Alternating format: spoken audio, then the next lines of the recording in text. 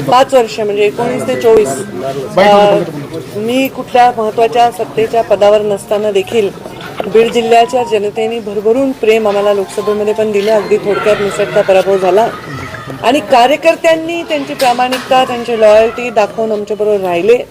आणि आज परळीमध्ये आम्ही राष्ट्रवादी बरोबर युती केली होती आणि बाकी ठिकाणी आम्ही लढलो. आता माझ्या मते गेवराई आमची डिक्लेअर झालेली आहे. अंबेजोगाईमध्ये आम्ही आघाडी केली होती ती डिक्लेअर झालेली आहे आणि बाकी ठिकाणी अगदी तस्सल चालू आहे. कारण तिथे आमचं गेल्या 5 वर्षात आमदार आमचे नाही, कुठली सत्ता हातात नाही, कार्यकर्त्यांना आधार न देताही कार्यकर्ते खूप ताकदीने उभे राहिले.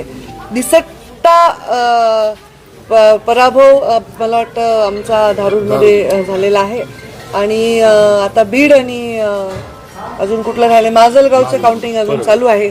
पण मला आनंद आहे की आम्ही जरी धारूरमध्ये थोडक्यात आमचा पराभव झाला तरी आम्ही अंबेजोगाई जी कधी मिळवली नाही ती मिळवलेली आहे.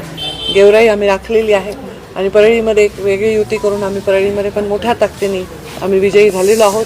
तर जनतेने आमच्यावर विश्वास ठेवला, प्रेम दाखवलं आणि एक सकारात्मक कौल दिला. त्याच्याबद्दल मी जनतेचे मतदारांचे मनापासून आभार मानतो. बीडमध्ये पण मी आता जय पराभव थोडक्यात झाला तरी पण आम्ही तिथे म्हणजे लोकल शक्ती असताना देखील आणि आमच्याकडे आता समजा आता मी जिल्ह्याची पालकमंत्री जालन्याची आहे तर जिल्ह्यामध्ये असं कुठल्याही गोष्टीवर मी प्रभाव नव्हते टाकू शकत किंवा मी फंड देऊ शकत नव्हते. माझ्या कार्यकर्त्याला मी एक पत्र नाही देऊ शकले, 5 लाखाचा फंड नाही देऊ शकले गेल्या 10 वर्षामध्ये. तरी हे कार्यकर्ते एकजूट राहिले आणि त्यांनी विजय मिळवला. तर ते मला वाटतं हे सर्वस्वी अत्यंत आनंदाचा आणि त्यांच्या परिश्रमाचा आणि त्यांच्या लॉयल्टीचा विजय आहे. आणि बीड जिल्ह्याचे लोक हे आमच्यावर भरभरून आशीर्वाद देत आहेत हे याच्यातून सिद्ध होतं. भाजप देशात 1 नंबरचा पक्ष आहे, राज्यात 1 नंबरचा पक्ष आहे आणि भाजप 1 नंबरचाच पक्ष राहील.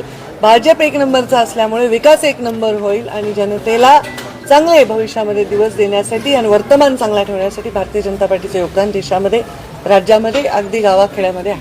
विरोधकांनी टीका देखील केली. मी टीकेकडे पाहतच नाही. मी आपलं काम करते आणि जे आहे ते परिश्रमाने करते.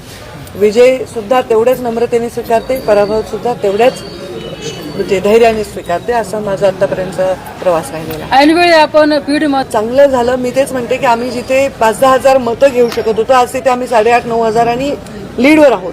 आणि मी तेच सांगते की सत्ता केंद्र कुठलंही भारतीय जनता पार्टीकडे नसताना आता मी मंत्री आत्ता वर्षापूर्वी झाले पण मी माझ्या जिल्ह्याची पालकमंत्री देखील नाही झाले तरी या जिल्ह्यामध्ये आम्ही आमच्या कार्यकर्त्यांना काहीच ताकद देऊ शकत नसताना भाजपच्या मतदारांचं मी मनापासून आभार मानते.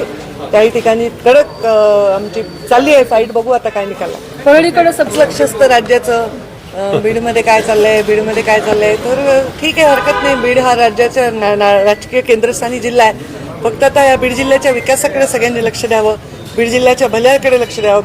बीड जिल्ह्याच्या मातीतून काम करणारे बीड जिल्ह्यावर प्रेम करू शकतात, बीड जिल्ह्याचा विकास करू शकतात आणि प्रमुख नेतृत्व आता देशाची मोठी पार्टी भाजप आहे त्यामध्ये प्रमुख कोर कमिटीमधली मी आहे आणि एक प्रमुख नेतृत्व म्हणून जिल्ह्याचा विकास करणे हे माझं दायित्व आहे आणि त्यासाठी मी पूर्णपणे विकासाला समर्पित काम करत राहीन. तुम्ही जिल्ह्यात आनंद वाटतो की ज्या पद्धतीने मतं आम्हाला मिळालेली आहेत. विजय थोडा एखाद्या ठिकाणी कमी जास्त झाला असेल पण जी मतं आम्हाला मिळाली त्याबद्दल मी खूप खूप सगळ्या मतदारांचे आभार मानतो.